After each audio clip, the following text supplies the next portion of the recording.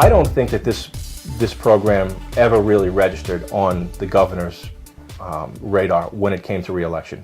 I don't think that he ever, and I don't think to this day that he understands this program. And I can give you a great example of that. New York Rising applications for single-family homes.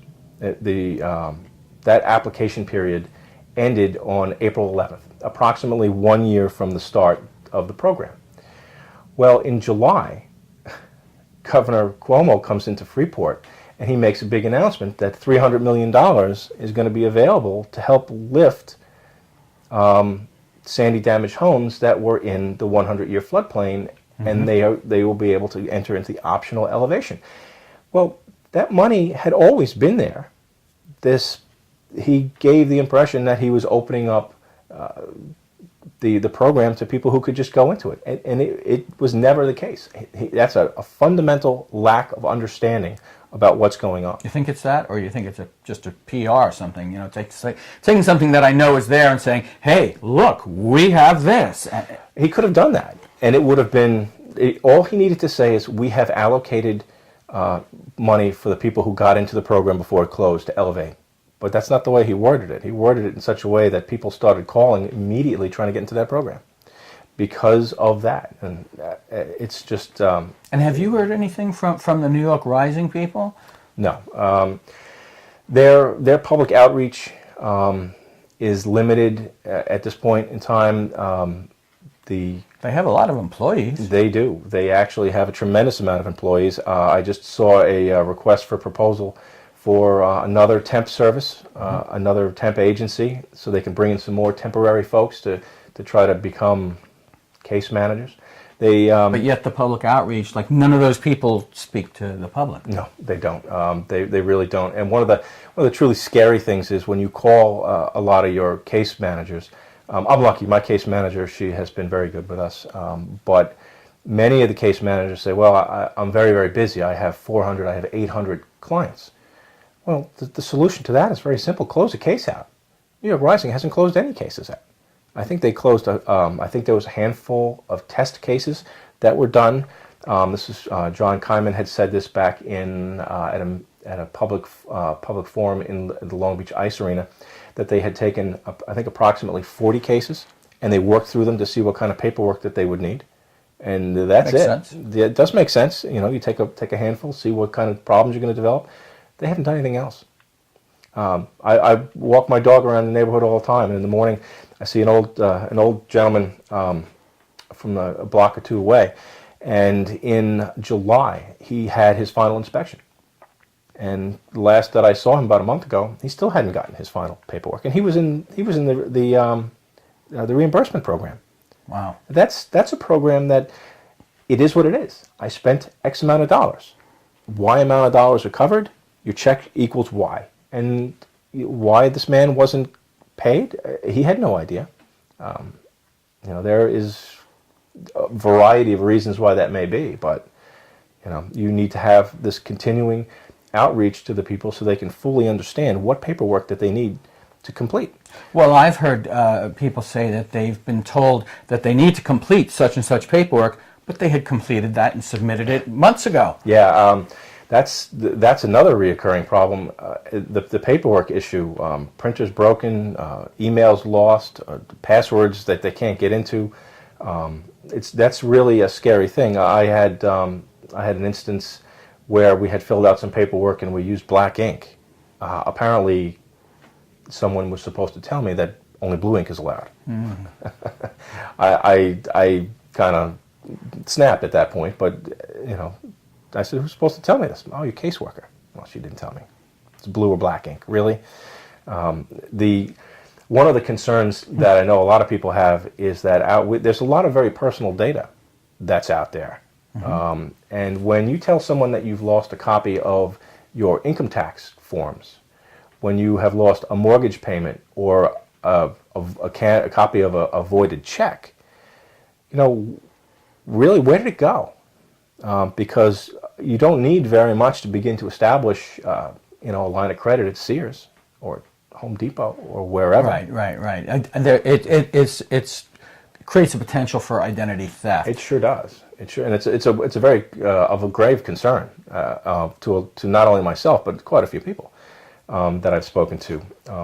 And New York Rising, when asked, and I was at 3 different occasions when John Kaiman himself was asked about protecting our proprietary and our personal information.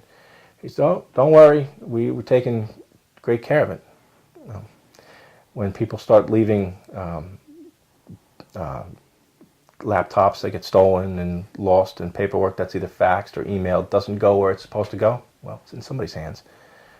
Yeah. So we've got the problem of the 6100s, which are not moving forward, and people are stuck.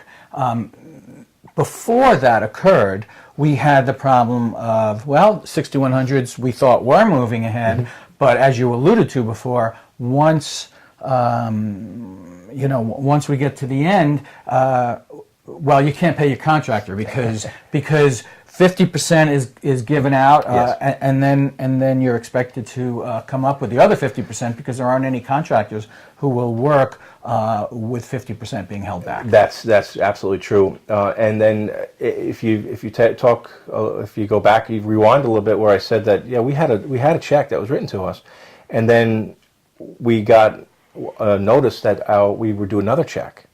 Well, that would bring us up to the first 50%. This program can't get the people 50% to start with. How can we even have any semblance of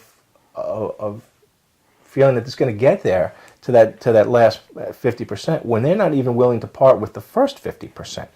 On Long Island, one of the things that happens with contractors is they make a series of progress payments, and it's pretty common practice where you might have you sign a contract, you make a progress. You start excavation, you make a payment, and it goes on.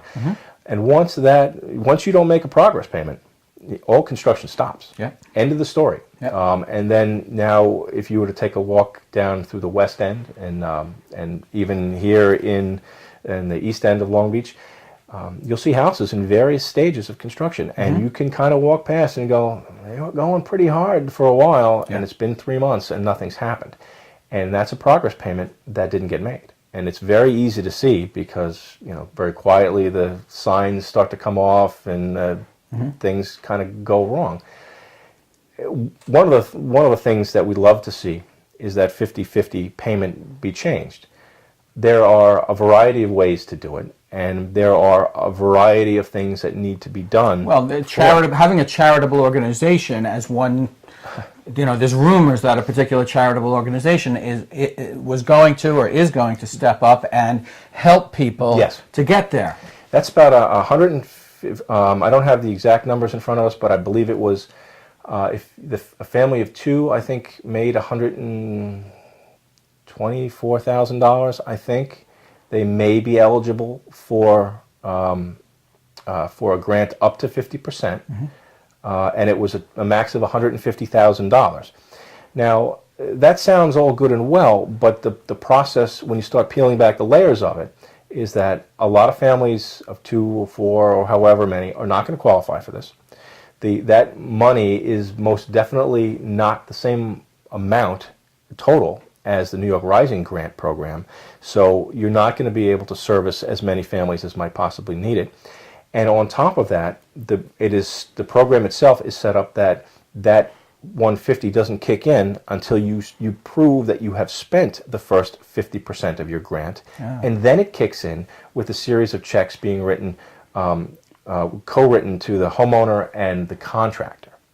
So there's a lot of things that have to go through with this program, with that grant award, that are really, it's going to be a good fit for some people, but by and large, it's really not the way.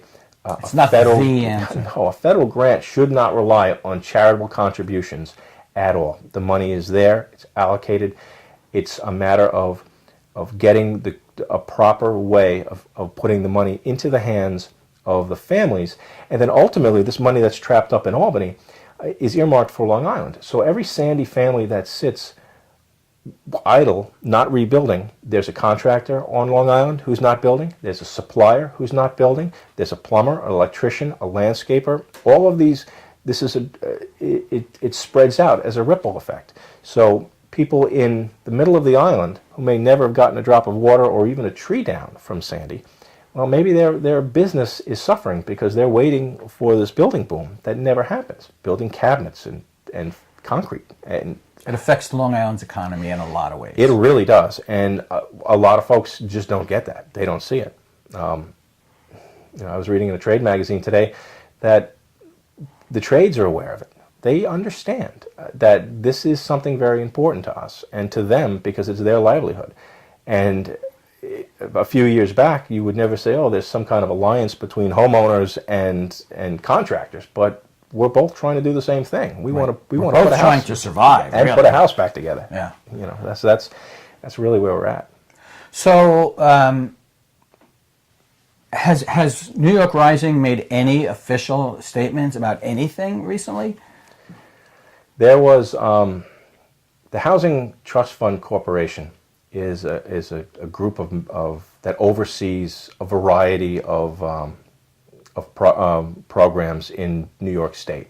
One of the programs that they oversee is New York Rising, and I think it was in the minutes of the 309th meeting where the secretary asked Jamie Rubin, who is the head of New York Rising, about some unfavorable publicity that they had gotten towards the 2-year anniversary of Sandy. And his answer was that, well, most of the people who are complaining have received money from New York Rising, and they're complaining about HUD rules and the way that HUD is making us spend the money. Well, that's basically a lie in an error of omission, because he's omitted the fact that the money, that's an official statement, that made the document, that made the minutes, they were approved.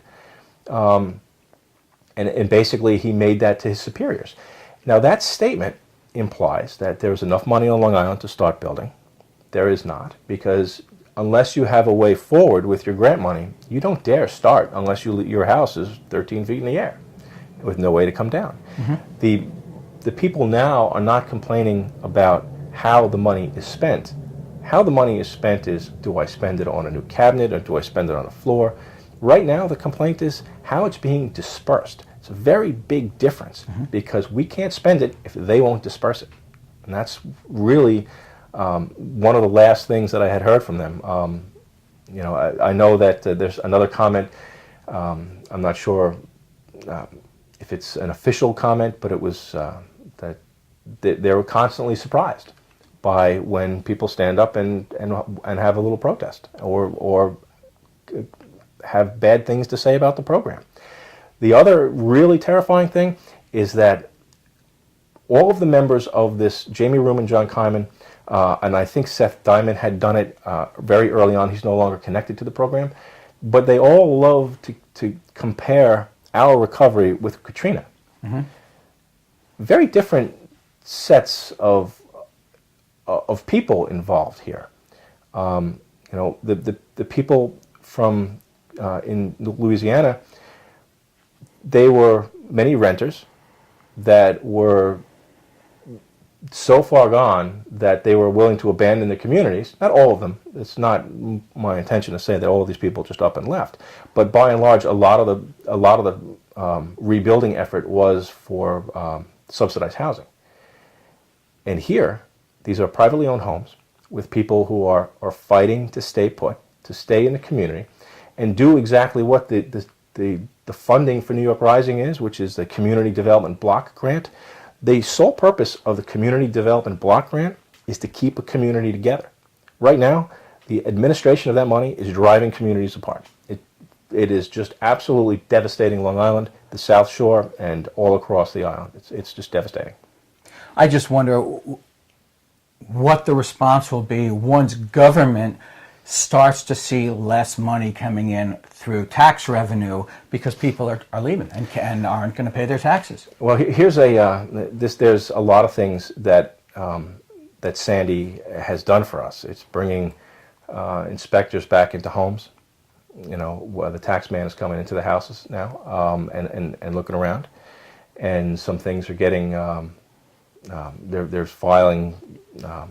People are paying more because what you thought was going to fix your house, well, now you have brand new construction. That's a total different tax base than a house built in the 20s, totally new. So that can really put a jar on your tax bill, because a 1920 house is not taxed the same way as a brand new house. Yeah. So that's a pretty scary thing. And even when you start doing elevation, if you elevate to the minimum, you're taxed at one rate. But if you elevate a little bit higher, because if you don't believe, like I don't believe, that the flood levels are going to stay the same, that there's no reason to keep FEMA to come in and say, oh, you're in AE 9 today, and tomorrow you're in AE 11, and all of a sudden your house is no longer compliant. Right. So, if you go a little bit higher, then your taxes are a little higher, and that's something that's really catastrophic. And so the relationship between the homeowner's finances and the government and the taxes is all kind of in flux and changing. And there's a lot of turmoil. We were talking originally, or so far, we've only talked about the repair and elevation program. But there's the buyout program, and then there's the acquisition program. The buyout program takes houses out of the housing market indefinitely, forever, in fact, and they're brought back to a state of wildlife and they're just left open for the buyout.